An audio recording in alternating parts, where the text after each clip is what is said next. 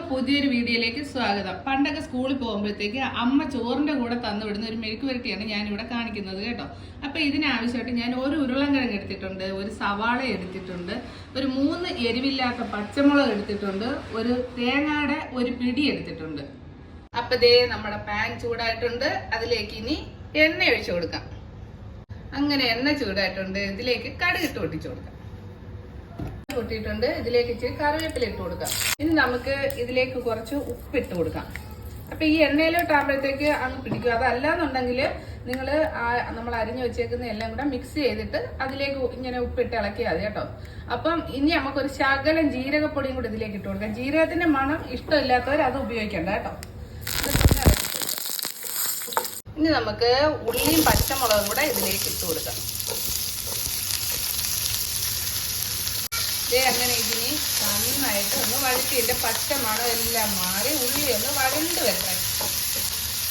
ഇനി ഇതിലേക്ക് നമ്മുടെ ഉരുളൻകിഴങ്ങും കൂടെ ഇട്ട് കൊടുക്കാം. എന്നിട്ട് നന്നായിട്ട് ഒന്നും കൂടെ ഒന്ന് ഇളക്കുക. അപ്പൊ നമ്മൾ നേരത്തെ ഇട്ട ഉപ്പും ജീരപ്പൊടിയും എല്ലാം ഇതിലേക്ക് പിടിക്കും. ഈ ഉരുളൻകിഴങ്ങിന്റെ പച്ച മണം മാറുന്നവരെ നമുക്കിതൊന്ന് ഇളക്കി കൊടുത്തോണ്ടേയിരിക്കാം കേട്ടോ. അപ്പം ഇത് ചെറുതീയിൽ വേവിച്ചെടുത്താൽ മതി.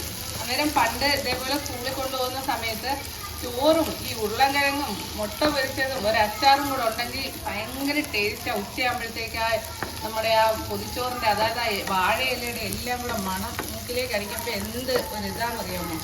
അപ്പം നമുക്ക് ഇതിലേക്ക് ഇനി ഒരു കുഞ്ഞു ഗ്ലാസ്സിന് ഒരു 1/2 ഗ്ലാസ് വെള്ളം ഒഴിച്ചിട്ട് ഒന്ന് മൂടി വെക്കാൻ നമുക്ക്. അപ്പൊ ഇത് നിങ്ങൾ വേവും.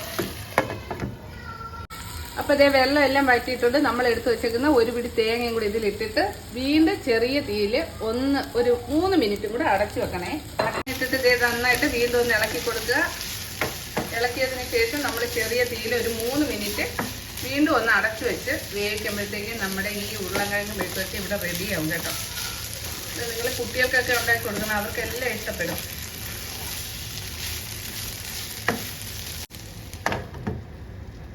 അങ്ങനെ നമ്മുടെ ഉരുളൻകിഴങ്ങ് ഉള്ളിയിട്ടുള്ള മെഴുക്ക് വരട്ടി ഇവിടെ റെഡി ആയിട്ടുണ്ട്. അപ്പൊ എല്ലാവരും ഇതൊന്ന് ട്രൈ ചെയ്യുമല്ലോ.